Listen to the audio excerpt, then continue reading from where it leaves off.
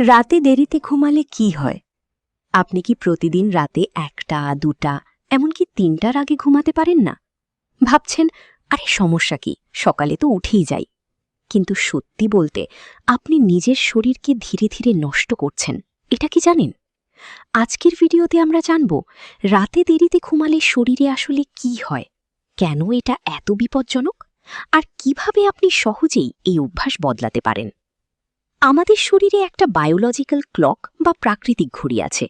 এই ঘড়ি ঠিক করে কখন আপনি ঘুমাবেন, কখন জাগবেন, কখন হরমোন কাজ করবে।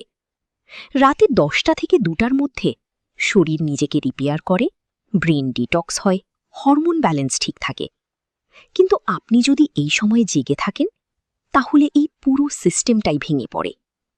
দেরিতে ঘুমানোর সবচেয়ে বড় ক্ষতি হয় আপনার মস্তিষ্কে। মনোযোগ কমে যায়, মেমোরি দুর্বল হয়ে যায়, সিদ্ধান্ত নেওয়ার ক্ষমতা কমে যায়।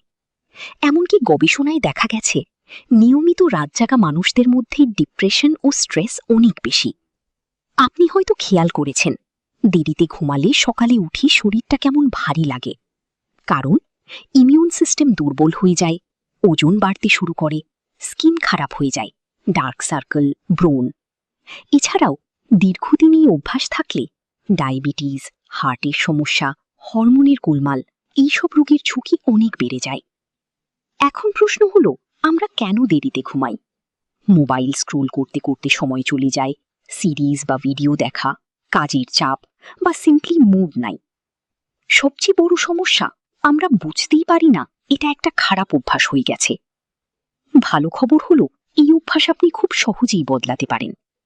ঘুমানোর 30 মিনিট আগে মোবাইল বন্ধ করুন, প্রতিদিন একই সময়ে ঘুমাতে যান, রাতে হালকা খাবার খান, ঘুমানোর আগে বই পড়া বা দোয়া মেডিটেশন করতে পারেন। শুরুতে কঠিন লাগবে, কিন্তু 5-7 দিন চালিয়ে গেলে আপনার শরীর নিজে থেকেই অভ্যস্ত হয়ে যাবে। মনে রাখবেন, আপনি কখন ঘুমান সেটাই ঠিক করে আপনি কেমন জীবন পাবেন। আজ থেকেই চেষ্টা করুন নিজের ঘুম ঠিক করার। ভিডিওটা ভালো লাগলে লাইক দিন, এমন আরও হেলথ টিপস পেতে সাবস্ক্রাইব করুন।